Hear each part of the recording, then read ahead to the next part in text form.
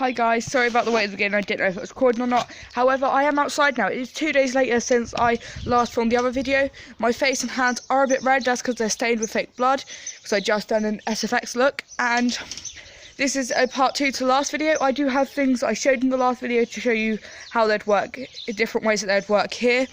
And also I have being able to actually show you on the trampoline. So it has been raining, so I don't know exactly how it works. I've got the tripod up here. It's inside a hole where some springs have fallen out. We are getting some more springs soon, and then I'll show you how to set up when the new springs are here. For example, you can use, we've got 2 old broomsticks off there where the brooms actually fell off. And why I haven't got you on the tripod yet is because I wanted to show you in my box of tricks this is the foam mount I use. This is actually a DIY one, but you can buy one really cheap. So basically this one, it was, I have a, how is it?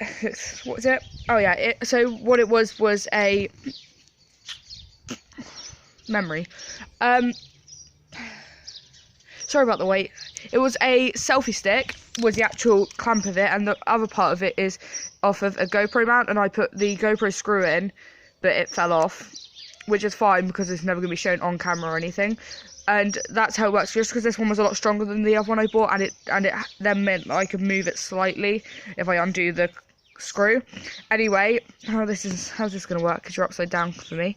I'm just going to clamp this on best I can, but it's slightly to one side of the phone, and then we're just going to screw it on. But the little, that's not going to work, let's hold it this way.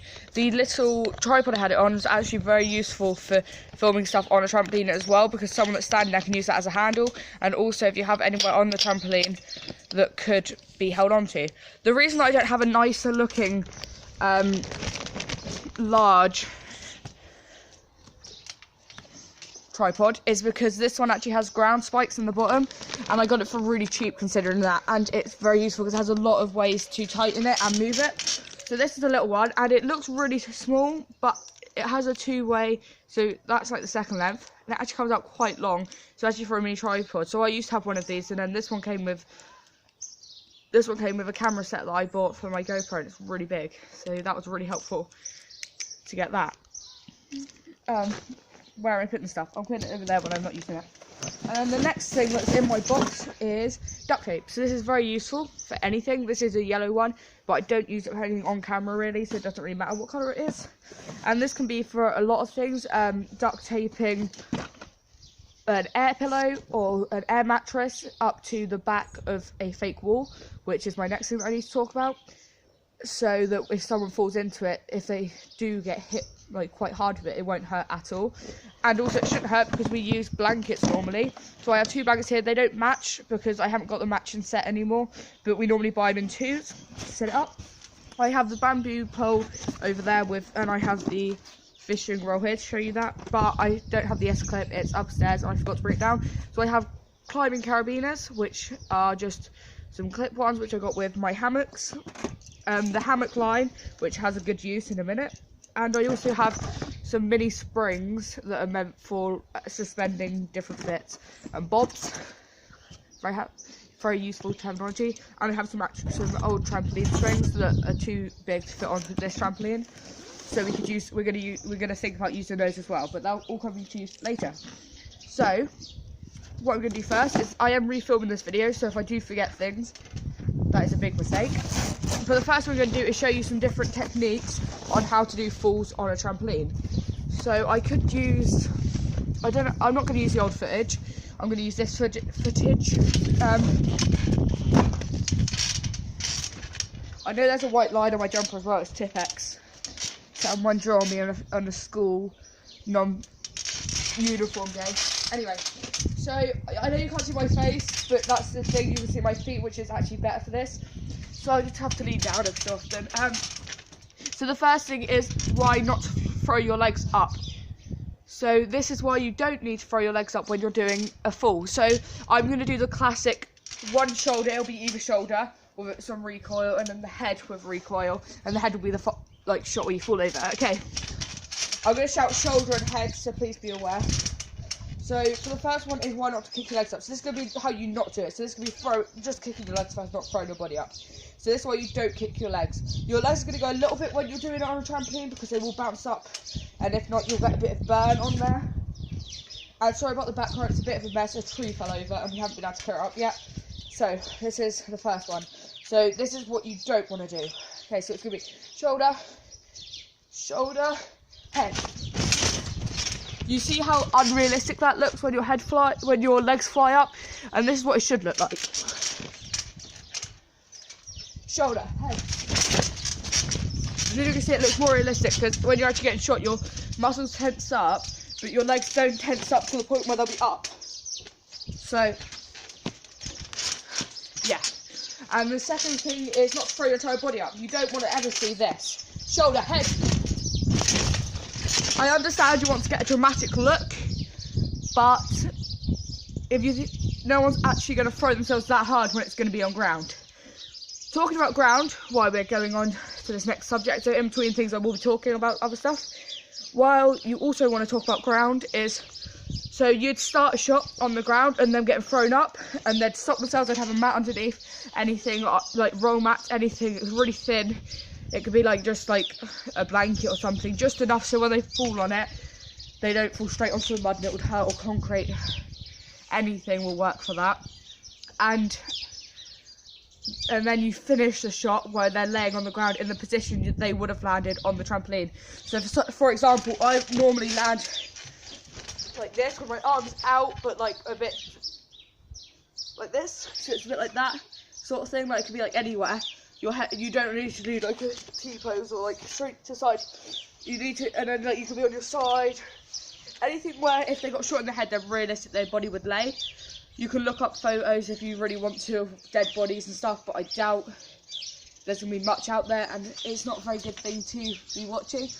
If you do special effects and bits, you'd know that you have to end up looking at wounds and bits to know exactly what you're gonna have to do. But there is blurred out ones and stuff if you really think like you're gonna need to look at that, and that's very useful. Now, why I'm talking about ground and why not to throw your legs up. This is what it should look like. No, these are some issues with throwing your entire body. So as you can see here, when you throw your entire body up when you're getting shot, so shoulder, head, that wasn't as big, but it's still noticeable enough, considering that could knock a cameraman over. For example, if someone stood over here holding the camera, even if they're holding a strap at the bottom of the trampoline, or holding onto the top, or a strap at the top, they're still going to be able to fall over. Or if you have the broomstick, or if you're doing the broomstick technique, which is something I'm going to show you either tomorrow or in 2 days. So it'll be Friday or Saturday, which hopefully I'll tell you when they come. And it will be, so that'll be 2 days from now, Saturday. So they will be videos on the new camera mounts, the new camera stuff I'm getting. So I'm getting a new action camera because my last one broke. That's why I get cheap ones, but more about that in the actual video. And they'll also show you the, what am I talking about? The broomstick technique when you're on a trampoline. It sounds very janky, but it worked really well. You can use selfie sticks for that, but sometimes they break, or boom sticks if you have the adapter. But that's a lot of stuff that's up to you to decide, especially when you have a full lot of springs and you don't want to do much to trampoline. All you have to do then is stick the broomstick up through one of the springs and attach it on, which is really easy to do. And yeah, but while we're also talking about that, the technique that I showed you last time, let me go grab the stuff. Ooh.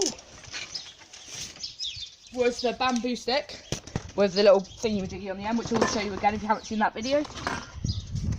And let's just get the entire box back up there. Whew.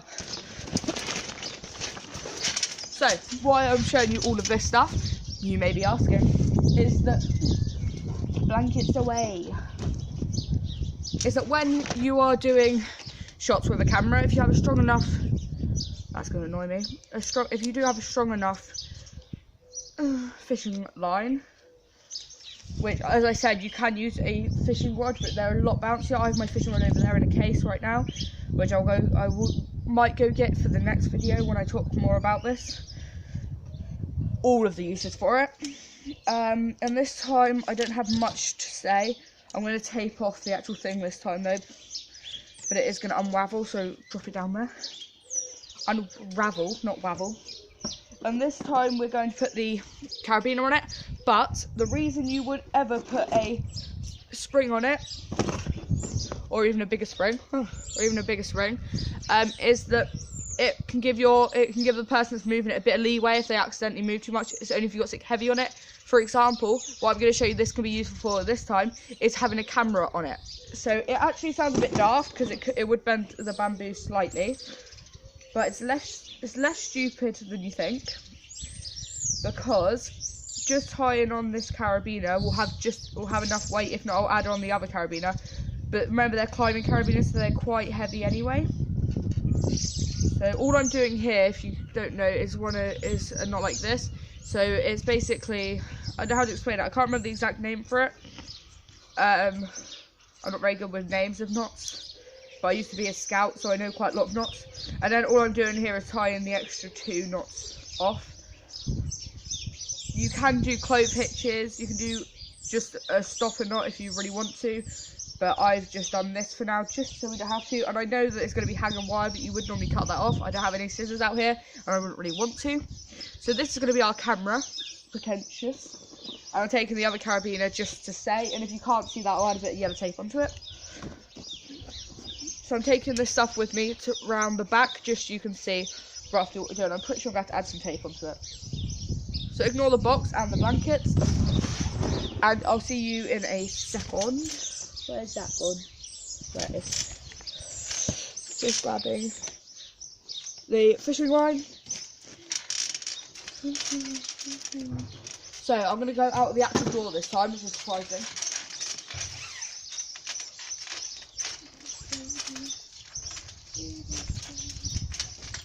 Okay, so what you do is, say someone's doing an action shot on the trampoline, what you can do is drop down. You're not going to be able to see this, okay. So what they do, oh, it's right back here. You can see me slightly. So what people do when they're filming stuff is you'd use a rig like this. So I'm going to go from the back here, but you can go from any angle. A lot of things are filmed from the side. So I'm just standing on a roll mat right now because my feet hurt.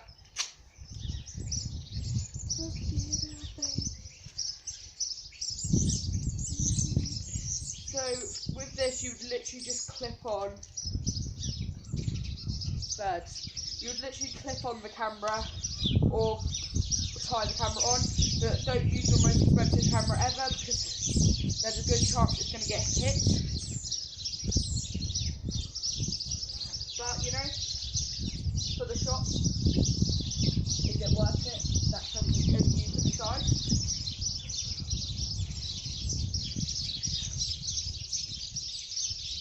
So just checking that there's no knots in this, which there is, which is lucky I checked, it really affects it. So there is a tiny knot in this, which, as long as they're not tied together, it shouldn't be an issue. So I'm just going to unravel the rest of the knot. Have I just tied a bigger knot in it? I think I am. Okay.